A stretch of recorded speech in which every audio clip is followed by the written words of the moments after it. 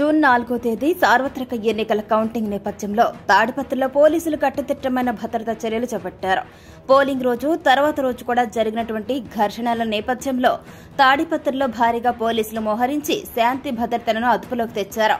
ఎన్నికల కమిషన్ తాడిపత్రిలో జరిగినటువంటి అల్లార్లను సీరియస్ గా తీసుకుని అనంతపురం జిల్లా ఎస్పీ అమిత్ వర్దర్, అలాగే తాడిపత్రి డీఎస్పీ గంగయ్య, ఇకపోతే టౌన్ సీఏ మురళీకృష్ణను సస్పెండ్ చేసింది. అనంతరం ఎస్పీ హెడ్ కానిస్టేబుల్ ఈశ్వర్రెడ్డిని సస్పెండ్ చేస్తూ ఉత్తర్వులు జారీ చేసింది. అల్లర్లను అరికట్టడంలో విఫలమైన AR additional SP Lakshminarayana Reddy, special branch CI Zakir హుస్సేన్లను రాష్ట్ర ప్రభుత్వానికి సరెండర్ చేస్తూ డీజీపీ దగ్గర రిపోర్ట్ చేయాలని ఆదేశించింది.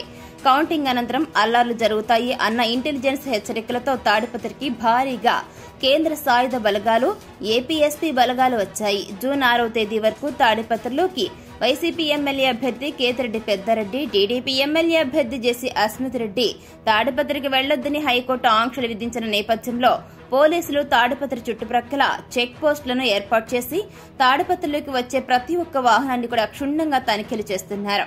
ఇకపోతే రాళ్ల దాడి కేసులో ఇప్పటికే 121 మందిని అరెస్టు చేసి రిమాండ్కు తరలించారు. మిగిలిన వారి కోసం గాలింపు చర్యలు చేపడుతున్నారు. తాడిపత్రిలో ఎన్నికల కౌంటింగ్ దృష్ట్యా మరింత గట్టి భద్రత కోసం MLA Kethireddy Peddareddy, municipal chairman JC Prabhakar Reddy నివాసాల వద్ద పోలీసులు ముళ్ల కంచె ఏర్పాటు చేశారు. తాడిపత్రిలో Anantapur range DIG Himanshi Vajpayee, SP Gautami Sali దగ్గర నుండి పర్యవేక్షిస్తున్నారు.